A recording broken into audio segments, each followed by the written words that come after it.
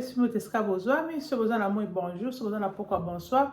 ka eske banakutamela bino kombo na ngai ezali Mimi naza mama of 7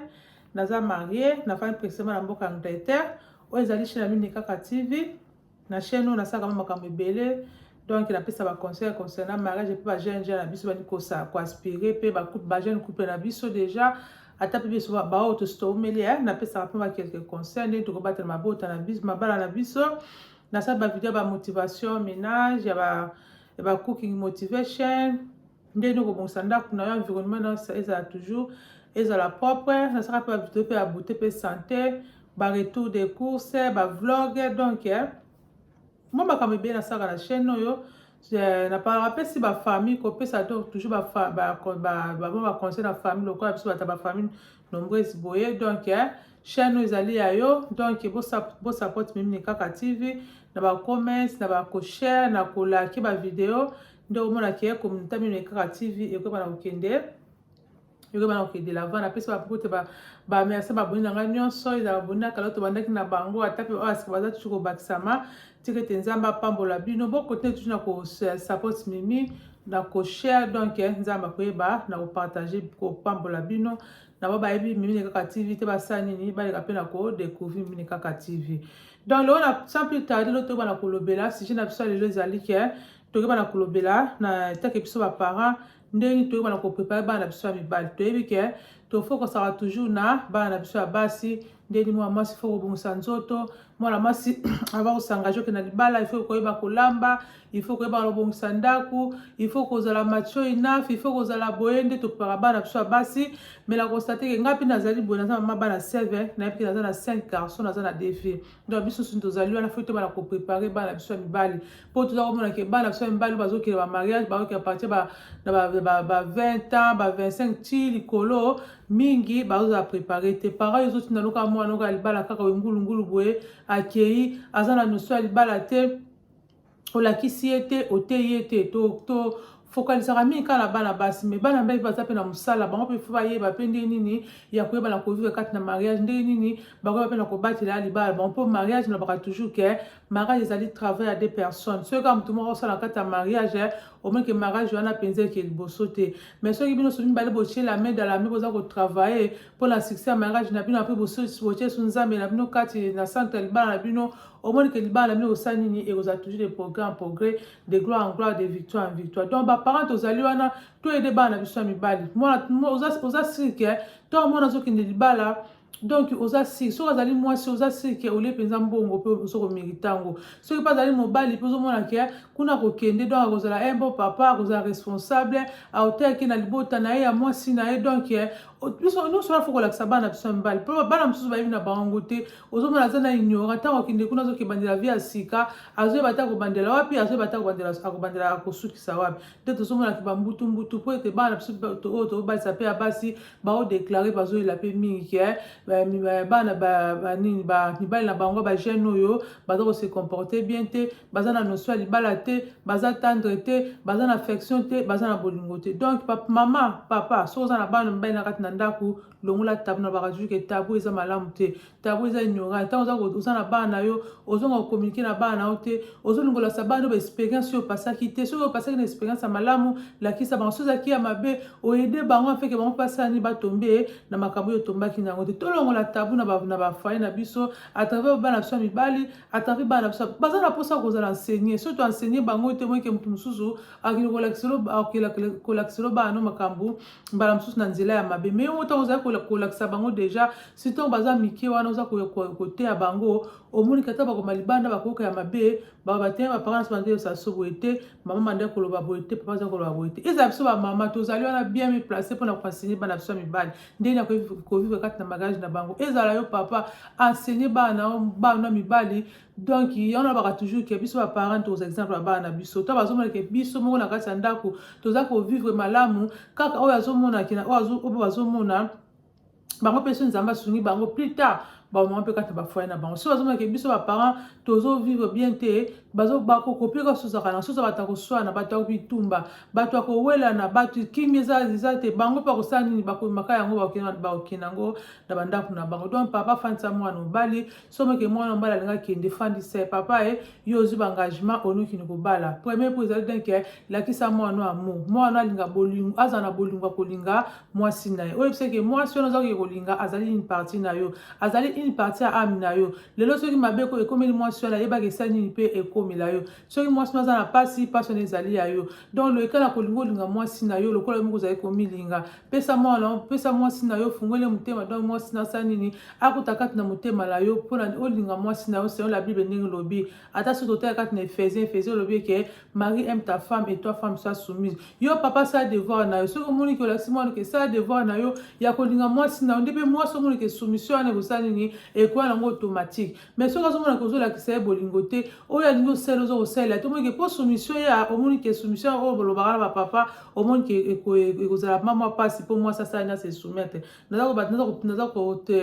naza nini kotelema soumission te me nakoloba ke yo papa soki olingi mwasi na yo soumission ekoya na facilement te ya mwana mobali ke il faut linga mwasi na yo oyebaki ya baresponsabilité ya mwasi na yo eza na maboko na yo omoi ta babalaka wana mpona nini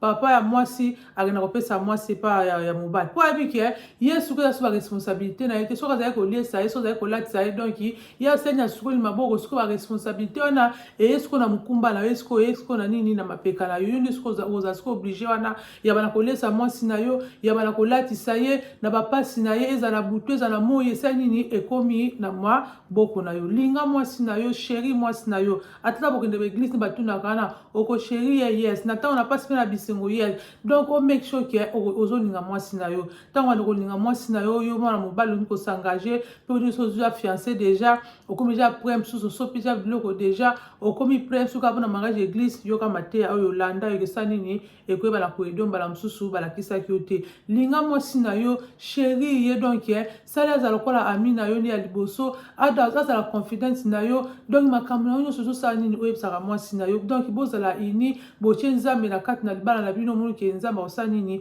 libala na bino osala nini ekende liboso donc amour eza très important oyebaki ndenge nga na mwasi na ngai azali parti ya mikuwa na ngai donc azali ngai soki nga naotambola bazomona mwasi na ngai soki nga nalie mwasi na ngai donc il faut chérir mwasi na yo olinga de tout ton cœur tant yo kolinga ye wana nde okomona ke soumission ekosala nini ekoya facilement mpe omona ke libala na yo ekozala na problème te mais soki amour ezali te nde toza komona ke bamabala yo ezonki mbutu ezali ozomona ke mwasi akomosala makambo na ye mpo osala nini okomosala makambo na yo deuxième po ezali te respect eza pe très capital papa bien mama lakisa mwana yo mobali respect akoyebana korespecte mwasi na ye yakoyebana kovalorize mwasi na ye mwasi azali likolo po te nde baswahili balobaka mwasi azali serpillere te nde balobaka na français mwasi azali mope te mwasi donc azali une aide semblable oyo nzambe asi kotia pembeni na yo donc il faut pesa ye respect kofingaka mwasi na yo te kokangelaka mwasi na miso ya bato te soki omoni ke problème ezali ofandisi o chéri namoni ke kotosalaki mo erere osalaki boye nasepelaki nango te mbala nsima kosala te yo omona mosusu boye oyo kutu nakoma regrete nde non kofingaka mwasi mpe babetaka mpe mwasi te mwasi aza fragile ozomona ke ntango oza kobeta ye eza toza kodétruire ye liboko na yo ozoyisa mwana ke liboko na yo eleki kobeta mwana mwasi te donc oza kotraite mwasi no avec respect avec dignité oza kovalorize mwasi na yo ntango oza korespecte mwasi na yo bato mosusu mpe ya libanda baosala nini barespecte mwasi na yo mais soki oza korespecte mwasi na yo te kosatande te ke babelle sœur barespecte ye papa no arespecte ye mama no arespecte mpe bacamarade barespecte respect ya liboso ekoki te pana ndenge oza kotraite mwasi na yo baza komona nde mpe bato mosusu bakozwa mpe audace wana osala nini ya koyebana korespecte mwasi na yo respect eza très important na kati ya vie conjugale respect ata na kati ya famille boye respect eza très important yango wana papa soki oza komake mama respect na miso ya bana yebake bana na mpe ntango bango bakobala bakokende eza ya basi eza ya mbali bango bakokeka na les mêmes habitudes wana bana même soko manquer mbali na bango respect bana même soko manquer pe basi na bango pe respect donc lakisa mwana kazo kende respecter mwasi na yo mwasi aza une chose te mwasi aza eloko moko précieuse Bible dit que celui qui trouve une femme trouve le bonheur. Ce que moi si malamu, donc il faut respecter au chéri au sanini, au bana ko batela ye, au bana ko beta bete makufu lokola sakité. Donc il faut un problème fandi ça y relater problème au sanini, bobongisa la miya bolo bana ko finga na miso ba camarade na yo, au bana ko finga na miso bana, na miso bandeko na yo, ozomona ke ba ko respecter moi sina o te respect à capital. Yo papa zo ke yo jeune marié ou bien jeune garçon ou bien ça la carte bala yo jeune marié, yo respecter moi sina o te yo kama kambo na zo loba e mbamso ko ko ide yo respecter moi sina yo pese valeur à moi sina yo valeur na ya moi sina yo e ko yande pa na yo nde baza ko traiter moi sina yo nde vous allez ko chérir nde vous allez ko latisa ye nde vous allez ko lesa ye nde soko mona ke loku mwana e ko zonga pa nani e ko zonga pa na yo pe troisième point c'est que ça qui est propriété bon pe to pe ça très important to focaliser kana bana biso basi et il faut za bino bana basi il faut aux la propre il faut aux Jessica no malamu il faut ko kata ba poil il faut ko lumba sola bien effectivement pe biso bana so mbali ba pe sola wana to chaka nkate comment la kamera mama misusu ozoma ke mwana mobali jeune garçon na yazo malibanda ozoma zolumba sola ntaba azolumba solo ya kimpuka azolumba solo ya abina usolo ni snacks wa solo ye uko ba solo o mabe mais mama mwana bina ndakuna yo mbala mso mona ki absolument la maba a peigner souris na kuta na ba mingi na ba bisi asuna ke nem suna bima boy même ba teenager o ba na biso ba de sa ozomona ke azoma même suna ndaku absolument la peigner na sukite ozomona ze elongiza kubuka elongi donc et c'est kaoki ozomona ki amso akanga se ba loski ba loks akanga ba loks wana donc c'est collé déjà et c'est mati déjà on a tout mona nga azo ke mso aoke collège mso aoke ni collège aoke ni so pe wapinde na mona ba nkana ba teenager na biso wana ngayo yo mona ndaka bani na ndako asa ndaka ba para bazaka ye moko donc maman ngazaka tazana bana mbalo anga donc na miso ngazala kai pa na banka pona ke bana mbali ba musala so sana bana mbali ndako ba na so makamu no ba yebi bazana bana mbali bana musala makasi so po tiki ba onka bomo ba kuma désordre ba kuma solo donc nyo sote usani ekozonga pana so za na mama za na bana mbele na kata ndako zala mama moko makasi so mbaka ba lemon za na kate po ba grata ba mapeka so mbila ka ba antiperspirant so mbila ka ba déodorant so mbila ka ba parfum ba savon ya bien ko sukola ba ben de douche na ya bien o ezaka ba solo makata ba so sukola so monke mafuta pe ya bien po ba bongisa pe pose biso to kasaka ke basi quand il faut que bon ça na bio mbali faut bon ça pe poso na o pour la mula tumsomo la sukoni za pa mso sukoni ma pa ko mafuta te mais okoma kubuka okoma kubuka mo lo bebisa poso na msomo la ki na bomo na za papa msomo na ke na bomo na za ko na pembe za ki pembe au fur et à mesure comme kokola pembe no se longo pona nini aza ko entretenir pembe na ete akisukolaka apakolaka ni mafuta malonga te apakolaka donc mafuta za ko correspondre na poso na ete bien va jeune garçon ne vous allez pe wana pour pesa pe moi sinon musala te bana ja ko ko na ndako na bino yeba ke tsona siko sukola il faut na pokola mafuta il faut na sa la suki na ngai il faut na se parfumer na za toujours propre bilamba na za toujours propre na ta bilamba salité te bilamba ba repassa te non era ko ko la pe yango toze pa na bino ozana jeune bana ja ko ba ngani ba repassa pantalon na yo bana de ko ba ni ba repassa chemise na yo polo na yo ta oza ko bimakia olati pe ozoma ki ba mona oui responsable ye wana pota ko bala o pesa pe mo ba pe musala makasi te abana ko sala ko donc ozomona ke ekozala pe malamu te propre tant to pesa important yo ngo s'engager pe oso s'engager pe na kati ya ndako ozana mwasi pe ba jeune couple yeba ke bino poza pe ne bozali pe wana fu bonza pe nzoto na bino ozolumba pe sola bien kolumba sola mapeka te kolumba sola munoko te kolumba solo ya banzoto te non ozala même so ba zape na Afrique ba soza makoki te donc ils sont au malon naturel kenata na ba marché somba ba citron zaka na ba citron na yo oza ko gratter tant que ko sukola na ata pe kuna pe na se ba pa pe olumba pe so oza ko se gazer te o msape solo pone kotambola wana botoka na sema na bakatikata mapeka wana na sanzoto na bino kuna ya na sena bino kuna ozoma na se kuna ba testkil kuna pe so sukola mo pe bien te mbaka pe solo et puis kalaso yo shinaka pe kalaso pe chaque jour pour ta papa mbiso ba shinaka ba slip to ngona banda la taki slip banda lundi tième soir longo samedi et ça peut normalité donc maman faut fungola misu jeune fille so mo que jeune marié oza mbala longo la slip ta bon so kala tango lo so répéter non so mo a sala bongo système ezali ka ke aux yeux ngo au tchango na mai ochana mai wana poto ta soki akusani akola tango lisusu au fur et à mesure comme ça la bongo abana so changer chaque jour il faut ba pe que il faut na changer sous-vêtement na charge so na tango na tongo avant na kine kolala il faut na longolango na tango na longe bien na tango ska to chaka bilamba et ate que là ti donc au tambula msusu tambula ki okoti na ba toilette publique au même so sala ki ba grand besoin kaka ya ngona pe susu non yo ko ben na infection pour nous na bina pe so to ba entretenir na pe équipe ko za pe infection et ça ka biso basi to beta kasi na bana biso basi bino bo ils appellent paré na bino pe mibali ko se raser o make sure ko se raser na sa mapeka o make sure ko se raser kuna ntoto na mobali eza kuna na simeska to sa radizongo enene ba ni ba poile kanga makana ozu big gilette na yo ou bien ozu c'est ni tondeuse na yo oza ko se raser pourtant se raser wana ozo mo ko tika la free ozo mona ke ba ode osani ni oza pesate mais so oza ko se raser te o mono toni se komi zamba atatu so oche déodorant atatu oche parfum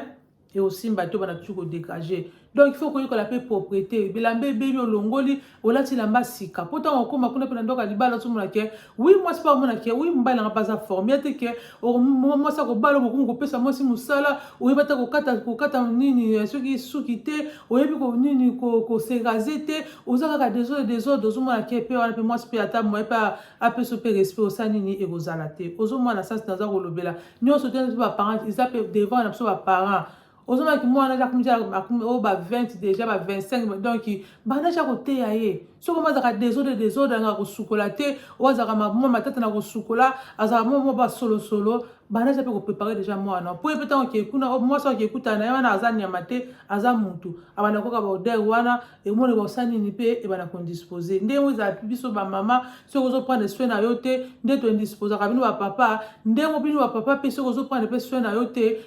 donc ezaka vice versa. Donc tout ça c'est qui est propriété ça très important ataka pour na beauté mais pour na santé on make sure que aux ali aux propres pour ça aux propres on va toujours qui est pas respecter mais ça aux propriété moyen muta respecter au sanini et aux alaté donc il faut appeler soin na bino ba jeune fille somba bino ba jeune gens ba jeune mari ya mibali donc investir na ba toiletterie na yo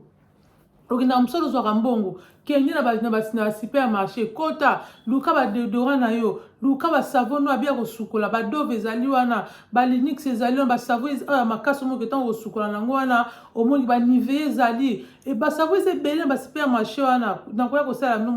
moi nini moi vidéo donc la sala ba gel douche bien pour na ba teenager tango za ko sukola nango ozomona ketan ko suko se parfumer o ba lo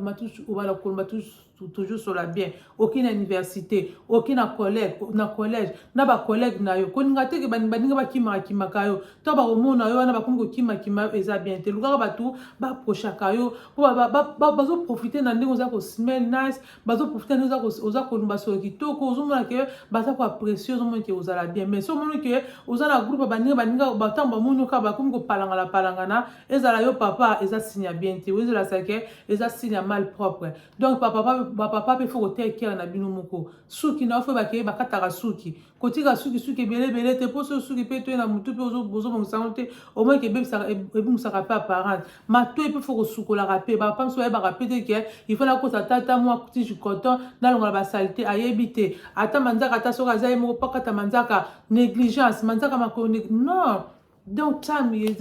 donc ezali tant on ndaka ba parents biso ba parents so mo ke moi ça na ko to ba faiblesse ezali au moins que ça s'engager déjà ko présenter no ke na zu fiancé na ina bala bo bana ko travailler na mwana bino boka mwana bino sonte poso botiki kuna ke kozala fufu au moins que moi ça bana ko moi ça bana ko sekaye ozomona ke malamu o bana tsa ko préparer déjà mba ata bino ba teenager ba 17 ans ba 18 ans déjà il faut makambo foko yo kango pona nini komi bomisaka déjà polo bilo binzambe soka sungi o sanini okyuko s'engager mais okyuko s'engager oyebelo ko mote okyuko linga mwasi uza ko lumba mnoko so tiko moi ça ko approcher no ba que je t'aime tant monoko eza kopesa eza kolumba solo sikoyo oyebisanga na tant okomaka le premier jour wana je t'aime nalingi boye na boye detaka ta azoka eza solo wana déjà omoni ke ozopouse déjà mosika yango wana donc il faut que se préparer eza kaka mpona biso bana basi na bino mpe bana mbai boya mpe na mosala makasi il faut koévite baodere ntango oza koévite baodere omoni ke bato bakoza ti koya toujours pembeni na yo mais so bazomona ke baodere ozopusani bato mosika serase tobeta sur sete bapapa mingi bakoka mpe koserase te omona kolata sengle tala ndenge ese tondi wana sikoyo so tomoni déjà oyo ya mapeke etondi ebon sikoyo ya sengo na tokoloba sikoyo nyonso tomoni yango donc eza hygiène te kuna peta bosukola pe fo kozwa pe tan papa kosukola kaka lokola soso te papa pe fo sukola pe lokola libata okoti na douche mpenza ozwi matan kosukola suki na yo ozwi tan konika mpe ya nzoto no linyuka eza na mpenza oniki partout na bakati na bino bakoin wana donc na esika makolo mibale wana eza mpe fo konika botomboli banzoto na bino ase kuna donc konika kuna pe na nsima fo konikaka mpe bi ata mwa citron esenga ata mama mwa citron mama mpe so ata mwa citron mipaloli ozwima olandisi omoni ke wanolumba toujours fraîche surtout likamba kaleso tobeta ke kaleso fraîche namaka chaque jour kolataka kaleso 2 fois te 3 fois te onini te non soko omoni ke somba mwa bastock ezali na bato baza na poto nzambe apesala asali biso ngolu ya baprix na mpe ezali soko baza na bakongo mosusu toyebi ke makoki mosusu eza te ata na bakunda na babano batekaka na bango te oki oluki na yo l'essentiel ke osala nini ochangeaka chaque jour mpona ntango mpo oketa na ndako na yo balelo mwasi déjà ekozala nini ozala propriété eza ki jeune garçon bongisa mpe nzoto na yo jeune marie yo so obali oza na kati ya ndako okumi kaka désolé non yo mpe eza mpe responsabilité na ya te kaka mwasi kaka nasala non yo mpe zwa mpe responsabilité akokoke wi naza mpe mobali il faut donc naluki handsome il faut naluki clean il faut nabongisa nzoto na ngai ntango mpe obimi boye bazomonake wi mobali wana telemi donc opesa kaka responsabilité kaka na mwasi soki olingi ke oallege mwasi na otage ntango koyekola yango oyo ozona na bavideo ya boye ntango mama aza kopesa conseil ke fo osukolaka osukoli na ntongo osukoli na poka ata papa fo osukola mpe na mibala mibale papa mosusu obimaki na ntongo osalisali bakurse okendaki mosala ozongi kaka nde okendaki wana oyo balambeli fufu obukai na kanape oki kolala bongo non mpe papa mpe soza mpe na ndako sukola mpe na ntongo baba msomona pe ke lokola na bimana te na sukolaka mbala moko na butu non soko moko oza na ndako na ntongo mpe ntango olamuki na ba 8 so ba 9 ba 10 wana okoti mpe na baforum oki mpe osukoli olati mpe mwa t-shirt na yo olati mwa jean na yo kaka nde molinga kaka ofana na ndako mpe oleka mpe mopepe ya te ke olobaka ke oyo mama baza sali te mama so asakami na kanza kuka azolekaleka na bino bapapa no papa mosusu nalamukaki azaka na pyjama na ye wana azaka na bakiloti na ye kamwa kiloti wana mpe mosusu mpe se bebi déjà kiloti wana mpe mosusu mpe se changer couleur kiloti wana mpe mosusu donc ozomona eza mpe bien te yo mpe ntango papa ofandi mpe na ndako mama mpe famono mpe oza mpe looking good oza mpe koatire mpe mama ezaka biso kaka bino kaka boatikaka biso te biso oza mpe na mposa mpe omona ke biso mpe toatire mpe bino ntango na ndenge oza kolata bi mobali nanga mpenza ntuka lelo olati malamu mwa nini mwa compliment omoni ke esalaka mpe biso mpe bamama bien donc bajeune garçon bajeune marié donc propriété mpe eza mpe ki bongisa mpe nzoto na yo ozobima mpe boye oza na mwa badeodorant oza na mwa baparfum na yo opakoli donc ozomona ke soki ozoluki kaka ozolumba kaka solo ya bien oleki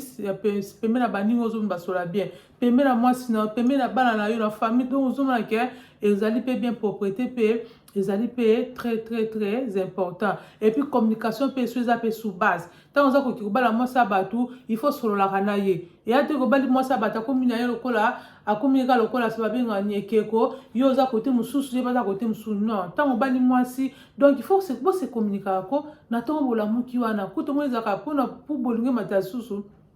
ozomona ke na ntongo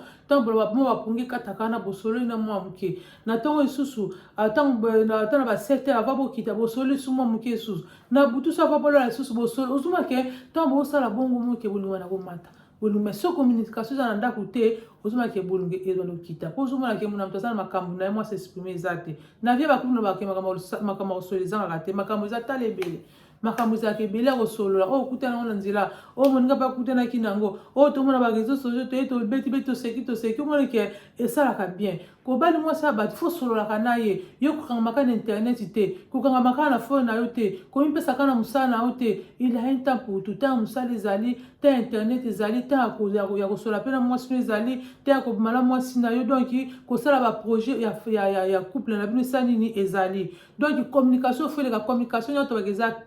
clair eza clair après prière tant bo établir nzambe kati na centre ya foyer na bino communication dialogue ce qui dialogue ezate moyen bo se découvrir kozala te moyen ba penser moninge kozala te puis pa ba penser ne kozala te donc il faut que ça moi là que kuno za okende faut sola kana mwasi na yo zoe lokola ami na yo zoe ko confidence na yo pour ena zali wana siko so solidarité eza ba ko biso ba sola kana bango tout le monde mwasi za na chambre mobala za na salon ozoma ke mwasi na cuisine mobala za kuna am donc ozoma ke et ça va bien des surtout bino ba jeune couple donc faut créer atmosphère wana tana ba nuko bota te bozaka bino ata be bana ba bo no la kaka po bana ba ko ya ba ko kende ba ko tika bino kaka ba ko kende ba ko sani ni pe ba ko sani ni ba ko tika bino donc communication pesa clé solisaka mwasi na yo azala mina yo masolo zo betele masolo ozo sekisa ye ozo donc ozo ça c'est donc ozo mona ke amona ke oui mobali na nga penza lingai mais si tu parles de mobile, tu parles de moi, si tu as s'intéresser à la famille, la famille, les camarades, les bundés, les autres, c'est là, bango. Mais moi, si tu as landaku, les autres, c'est ça a été. Moi, si tu as landaku, qui pas été. Ma soeur m'a longué, ça a été 2 minutes, 3 minutes. Les autres, moi, qui a dit, balana et qui m'ont cicaté. Mais comme nous, surtout, donc, ils ont basé dans le dialogue. Pour me souper, zali qui est donc, nous allons aller faire papa, faut que faut qu'on y en a là-bas qui est, bah, on a sunga, bah, on a mis balé. Natama ba tâche ménagère na sunga bango ba bino ko sukoma ba sani ndinga ucha mwa yuva ba ibi ko tanambetu mwa kolamba mwa maki ba ibi ko kaninga tuma ba spaghetti mwa ki ba bachis mwa ke ozo sunga pe pota wakine kuna ine ba biso même sous mwa na beboe mama abeli akoti hôpital bon siko na la olambelo fufu siko linga fufu na olambelo fufu siko linga kolia siko na olambela donc il était à ko sani ni ya ko yekola moi je vais repasser moi ça akumukuma ba 15 ba 16 ans déjà ba maman fungola misu benda yewana ya kulakisa aya batako nyurusa ta pantalon aya batako nyurusa ta chemise naye aya batako nyurusa ta t-shirt naye atako yeba nyurusa te miaza ta na moi notion que le soki moi ça azate moi à repasser azate au moins ça on ta bien chiffonné au moins tu osani ni et osana malamu te.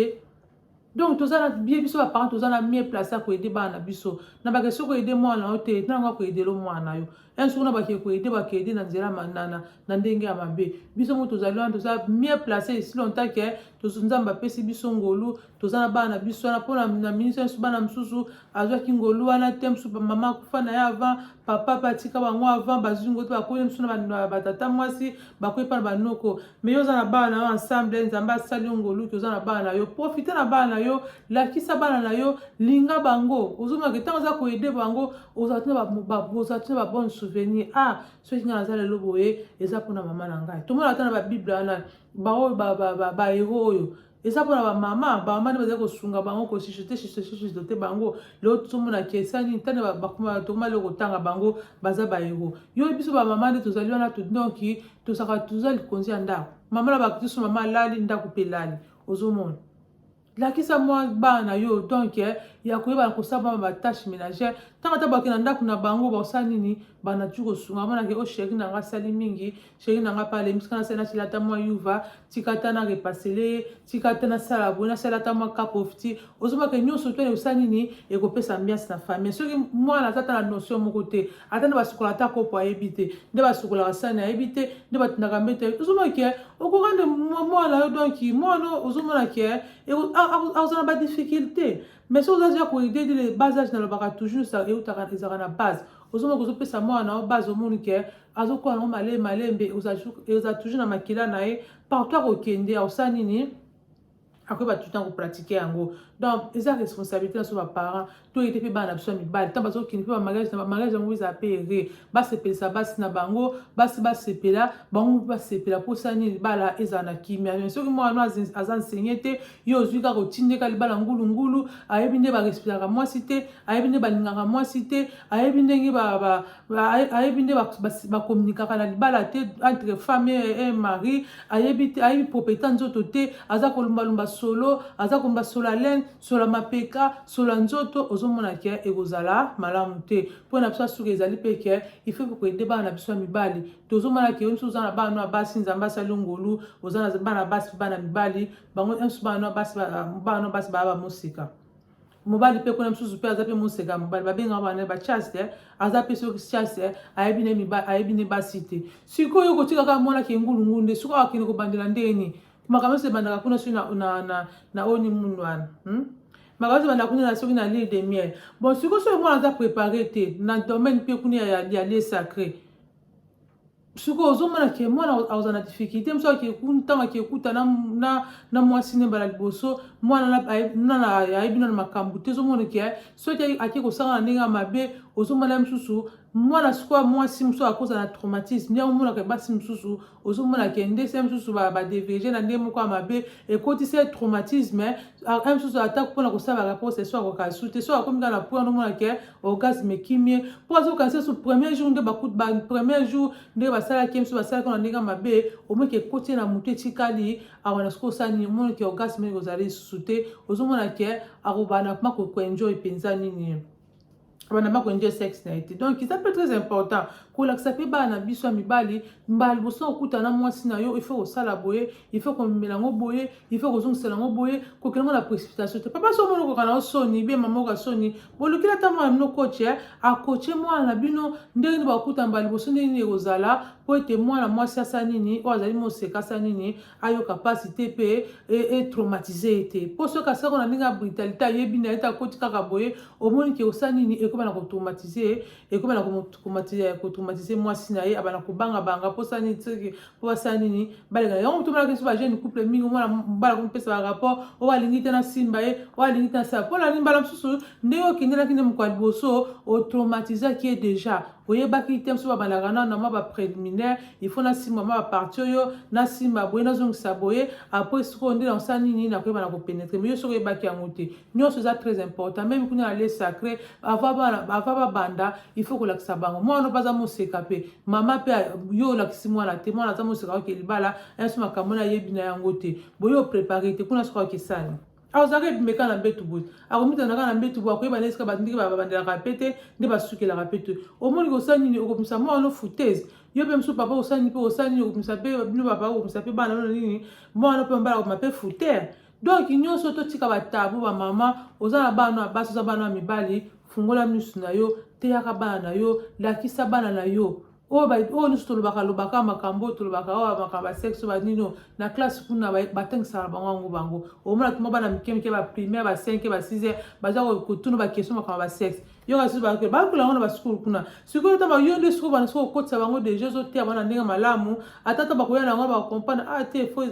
oyo mama so amemela yango boye mama salobaka mais yo sikoyo sozolakisa bango te kuna deja na baekole topalanga na biso te nga aza na bana nanga mia misusu oyo ya primaire baza na biso na ba 5 ba 6 bayaka kotuna makambo wana eticha alobaki boye eticha azongisaki boye concerne makambo ya sexe yo sikoyo so papa sikoyo yo mama sikoyo ozomona yango tabu ozomona yango so mais kuna deja mwana ayokaka nango deja donc yango wana yaki topartage na mokolo lelo biso bamama baparent toyede bajeune fille bajeune gens na biso ya mibali lelo nakie na kota mibali totiki na bana basi bana me baza mpe na mposa koyeba na koyekola mpe propriété ya nzoto kolumba solo ya malamu monoko elumba solo ya bien mapeke elumba solo ya bien baparti ya nzoto elumba solo ya bien koyeba mpe kosukola mpe bia te kaka non obandi kosukola na mutu na yo osukoli kingo na mpe basalite mpe ekangamaka mapeka wana kuna na se na bino mpe kuna mpe na se na bino kuna mpe ezosenga mpe entrete fo konika yango mpe abe na bakatikati wana fe konika abi na nsima kuna donc sikoyo tosalaka